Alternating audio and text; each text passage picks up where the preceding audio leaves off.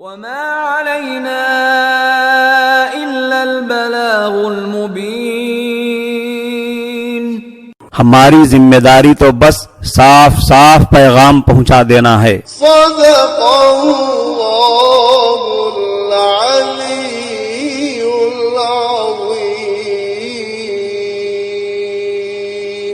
سچا پیغام سننے کے خواہش مند معزز حضرات و خواتین، السلام علیکم ورحمۃ اللہ وبرکاتہ. آپ کے پسندیدہ علمی، ثقافتی اور سماجی چینل کی نورانی محفل میں آپ کا استقبال ہے. اہلا و سہلا مرحبا. آپ کی شرکت ہمارے لیے باعث سعادت و برکت ہے. معزز سامعین کرام، آج کی مجلس میں حرام گوشت کے تعلق سے ایک تحقیقی مضمون پڑھ کر سنایا جائے گا جو واٹس ایپ کے گروپ میں شائع ہوا ہے. اس سے پہلے کہ آپ وہ مضمون سنیں، حلال غذا کھانے کے تاکیدی حکم اور حلال غذا استعمال کرنے کی برکت پر قرآن مجید کی ایک آیت سماعت فرمائیں. اعوذ باللہ من الشیطان الرجیم. یا ایہا الرسل کلوا من الطیبات واعملوا صالحا. اے پیغمبرو، تم نفیس چیزیں کھاؤ، یعنی حلال چیزیں کھاؤ اور کھا کر نیک کام کرو. قرآن مجید میں اس کے علاوہ بھی کئی آیتوں میں اہل ایمان کو حلال روزی کھانے کا حکم فرمایا گیا. سورہ مومنون کی اس آیت کریمہ میں یہ بتلایا گیا ہے کہ تمام انبیاء علیہم السلام کو اپنے اپنے وقت میں دو ہدایتیں دی گئی ہیں. ایک یہ کہ کھانا حلال اور پاکیزہ کھائیں، دوسرے یہ کہ نیک اعمال کریں. جب انبیاء علیہم السلام کو یہ خطاب کیا گیا ہے جن کو اللہ نے معصوم بنایا ہے، تو ان کی امت کے لوگوں کے لیے یہ حکم زیادہ قابل اہتمام ہے، اور اصل مقصود بھی امتوں ہی کو اس حکم پر چلانا ہے. علماء کرام نے فرمایا کہ ان دونوں حکموں کو ایک ساتھ لانے میں، یعنی نفیس چیزیں کھاؤ، حلال روزی کھاؤ اور نیک اعمال کرو، ان دونوں حکموں کو ایک ساتھ بیان کرنے کا مقصد یہ ہے کہ حلال غذا کا عمل صالح میں بڑا دخل ہے. جب غذا حلال ہوتی ہے تو نیک اعمال کی توفیق خود بخود ہونے لگتی ہے، اور غذا حرام ہو تو نیک کام کا ارادہ کرنے کے باوجود اس میں کئی مشکلات حائل ہو جاتی ہیں، کئی رکاوٹیں پیدا ہو جاتی ہیں. حدیث میں ہے کہ بعض لوگ لمبے لمبے سفر کرتے ہیں اور غبار آلود رہتے ہیں، پھر اللہ کے سامنے دعا کے لیے ہاتھ پھیلاتے ہیں اور یا رب پکارتے دعا کرتے جاتے ہیں، مگر ان کا کھانا بھی حرام ہوتا ہے، پینا بھی حرام، لباس بھی حرام سے تیار ہوتا ہے اور حرام ہی کی ان کو غذا ملتی ہے. ایسے لوگوں کی دعا کہاں قبول ہو سکتی ہے؟ لمبے لمبے سفر کہنے کا مطلب یہ ہے کہ مسافر کی دعا زیادہ قبول ہوتی ہے، لیکن جب مسافر کا کھانا حرام ہو، اس کا پینا حرام ہو اور اس کا لباس بھی حرام سے بنا ہوا ہو، تو مسافر ہونے کے باوجود، اللہ کے نزدیک زیادہ قابل رحم ہونے کے باوجود، اس حرام کی وجہ سے اس کی دعا قبول نہیں ہوتی ہے. اس سے معلوم ہوا کہ عبادت اور دعا کے قبول ہونے میں حلال کھانے کا، حلال روزی کا بڑا دخل ہے. جب غذا حلال نہ ہو تو عبادت اور دعا کی مقبولیت کا استحقاق بھی ختم ہو جاتا ہے. اس کے بعد وہ مضمون سماعت فرمائیں جس کو پیش کریں گے مسجد حبیبیہ کے خطیب محترم مولانا صلاح الدین صاحب. سماعت فرمائیں. السلام علیکم ورحمۃ اللہ وبرکاتہ. حرام گوشت انتہائی حیران کن اور قابل غور تحقیق. عراق پر امریکی حملے کے دوران بغداد کی قدیم عمارت بمباری سے ملبے کا ڈھیر بن گئی. عراق پر امریکی قبضے کے بعد شہر کی صفائی شروع ہوئی تو اس عمارت کا ملبہ ہٹاتے ہوئے گہرائی سے ایک قدیم عمارت کے آثار دریافت ہوئے. یہ کسی درسگاہ کے آثار تھے. وہاں ایک قدیم قلمی نسخہ مکمل حالت میں دستیاب ہوا جس کا نام تحفۃ الاغانی تھا۔ مصنف کا نام عبداللہ بن طاہر البغدادی رضوی تھا۔ کتاب سے معلوم ہوتا ہے کہ مصنف عالم دین اور صوفی تھے۔ یہ کتاب ان کے کشف پر مبنی اور پیشن گوئیوں پر مبنی ہے۔ اس میں ایک باب خاص طور پر ہند یعنی ہندوستان کے بارے میں ہے، جس کی تفصیلات اس کتاب میں موجود ہیں۔ اس کا کچھ حصہ یہ ہے کہ حضرت لکھتے ہیں وہاں ایک ایسا زمانہ آئے گا کہ ملک کے کچھ علاقوں کے مسلمان بظاہر اچھی حالت میں ہوں گے، مگر ملک میں افراتفری اور بے چینی پھیلی ہوئی ہوگی۔ اس کی جو وجہ اس کتاب میں بیان کی گئی ہے وہ بہت ہولناک ہے۔ حضرت لکھتے ہیں تو اس علاقے کے مسلمان خنزیر نما خوراک کھانے کے عادی ہوں گے، اور یہی سبب ہوگا کہ وہ بتدریج دین سے دور ہوتے جائیں گے۔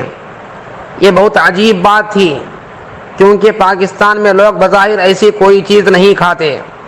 2011 میں یونیورسٹی آف مشیگن کے پروفیسر اسٹورٹ جونز، جو ڈپارٹمنٹ آف بایو ٹیکنالوجی کے سربراہ ہیں، انہوں نے اپنے ریسرچ میں ثابت کیا کہ بائلر چکن اور خنزیر کے گوشت میں بنیادی طور پر کوئی فرق نہیں۔ بائلر جس ٹیکنالوجی سے پیدا کیا گیا اس میں خنزیر کے ماڈل کو ہی فالو کیا گیا تھا۔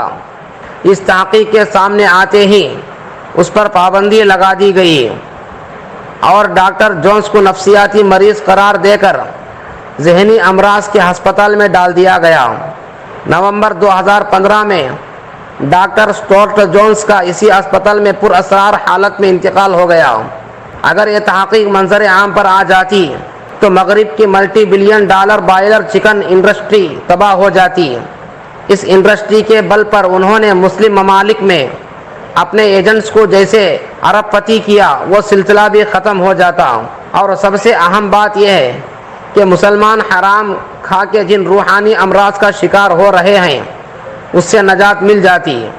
انہی دنوں تل ابیب یونیورسٹی میں کدو کے خواص پر ایک ریسرچ پیش کی گئی۔ ڈاکٹر موشے ڈیوڈ، جو پولینڈ سے ہجرت کر کے اسرائیل میں آئے تھے، وہ پچھلے 22 برس سے کدو کے خواص پر تحقیق کر رہے تھے۔ 2014 کے موسم گرما میں یہ تحقیق مکمل کر کے یونیورسٹی کے بورڈ آف ڈائریکٹرز کی میٹنگ میں پیش کی گئی۔ اس ریسرچ پیپر میں یہ انکشاف کیا گیا کہ کدو ایک ایسی مکمل غذا ہے جس کی مثال کسی اور غذا میں نہیں ملتی۔ اگر ایک انسان روزانہ 2 وقت کدو کھائے تو اس کی غذائی ضروریات بالکل پوری ہو جاتی ہیں۔ کدو میں ایسے اجزاء شامل ہیں جو انسان کو ہر قسم کی بیماری سے بچا لیتے ہیں۔ کینسر اور ایڈز کے مریضوں کو تجرباتی طور پر 1 مہینہ کدو کھلائے گئے تو بالکل بھلے چنگے ہو گئے۔ کدو کے جوہر سے ہر قسم کی بیماری کے علاج کی ویکسین تیار کرنے کا تجربہ بھی کیا گیا اور نتائج حیران کن تھے۔ کسی بھی بیماری کے آخری سٹیج کا مریض کو بھی کدو ویکسین لگائی گئی تو وہ 1 دن کے اندر پوری طرح صحت مند ہو گیا۔ حیران کن بات یہ ہے کہ ڈاکٹر موشے ڈیوڈ کو بھی اس کے بعد منظر عام سے غائب کر دیا گیا۔ تل ابیب ٹائمز میں ڈاکٹر ڈیوڈ کی بیوی مارشا ڈیوڈ کا انٹرویو بھی چھپا، جس میں انہوں نے اپنے خاوند کی پر اسرار گمشدگی پر سوال اٹھائے تھے اور اس کا تعلق ان کی ریسرچ سے جوڑتے ہوئے حکومت سے مطالبہ کیا کہ اصل حقائق کو سامنے لایا جائے۔ یہ معاملہ بھی بعد میں وقت کی گرد میں گم ہو گیا۔ اس ریسرچ کو اگر آفیشلی طور پر سامنے لایا جاتا تو اسلام کی حقانیت کھل کر پوری دنیا کے سامنے واضح ہو جاتی اور یہود و ہنود کا کفر روز روشن کی طرح واضح ہو جاتا۔ 2 واقعات سے ہر مسلمان مرد اور عورت پر لازم ہے کہ وہ اس کو شیئر کرے اور اپنے مسلمان بھائی اور بہنوں کو حرام کھانے سے بچائے اور کدو کے فوائد سے روشناس کرائے۔ جزاکم اللہ۔ سامعین کرام، احادیث میں لکھا ہے کہ حضرت نبی کریم صلی اللہ علیہ وسلم کو کدو بہت مرغوب تھا، بہت پسند تھا۔ حضرت صلی اللہ علیہ وسلم کی پسندیدگی کی وجہ سے بھی اس کو ایک خاص اہمیت حاصل ہے۔ لوگ اسے شوق سے کھاتے ہیں۔ اس کی ڈنڈی سے لے کر بیج تک ہر چیز کارآمد ہے، مفید ہے۔ روغن کدو کو آج سے نہیں पुराने हकीम लोग बरसों से दिमाग की खुश्की, ब्लड प्रेशर और आसाब के खिंचाव में इस्तेमाल कराते हैं। नींद के लिए दवाएं खाई जाती हैं, जबकि गहरी नींद के लिए रोगन कद्दू से बेहतर शायद ही कोई चीज हो। जिन लोगों को नींद न आती हो वो शाम का खाना जल्दी खाकर सोते वक्त रोगन कद्दू पी लें और 1 चम्मच तेल सर से गुद्दी तक खूब मालिश करें। 1 हफ्ते के अंदर ही खुश्की दूर होकर गहरी नींद आने लगेगी। नज़ले में और बुखार में एंटीबायोटिक दवा इस्तेमाल करने के बाद सीने में खराश, सूखी खांसी और बलगम में कभी कभी खून आने लगता है। ऐसे में हल्के गर्म दूध में 1 छोटा चमचा रोगन कद्दू मिलाकर सुबह शाम पीने से नज़ला और सीने की खराश दूर हो जाती है, गला साफ हो जाता है और खून नहीं आता। यही रोगन पेशाब कम आने, जलन और दर्द के लिए भी मुफीद है। दायमी कब्ज के लिए ये रोगन कद्दू बेहद मुफीद है। मैदे की तेजाबियत और आंतों की खुश्की भी दूर हो जाती है। इसी तरह जिन लोगों की नाक बंद रहती हो या बार बार छींकें आकर नाक में जलन हो जाए तो वो भी रोगन कद्दू इस्तेमाल करें और नाक में अंदर की तरफ 2 बार लगाएं, बहुत फायदा होगा। जिन लोगों के सर में मुसलसल दर्द रहता हो, तनाव और दिमागी परेशानी से मिजाज चिड़चिड़ा हो गया हो, चक्कर आते हों, उनके लिए भी रोगन कद्दू बेहतरीन दवा है। रात को रोजाना इसकी मालिश करें, इंशाअल्लाह सेहत याब हो जाएंगे।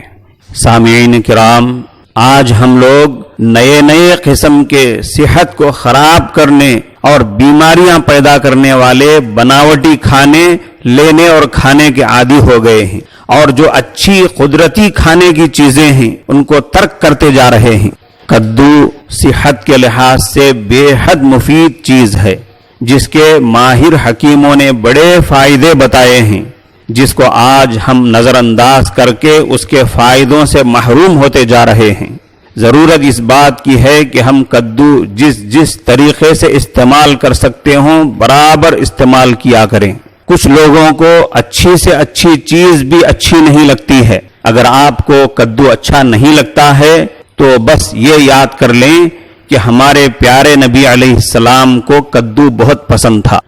आखिर में हम अपने कदरदान सामिईन और सामिआत का शुक्रिया अदा करते हैं, जिन्होंने अपना कीमती वक्त फारिग करके सच्चा पैगाम सुना, और उम्मीद करते हैं कि अपने दोस्त व अहबाब को भी इस मुफीद मालूमाती चैनल से इस्तिफादे की दावत देकर फिद दुनिया हसनह और फिल आखिरती हसनह हासिल करते रहेंगे।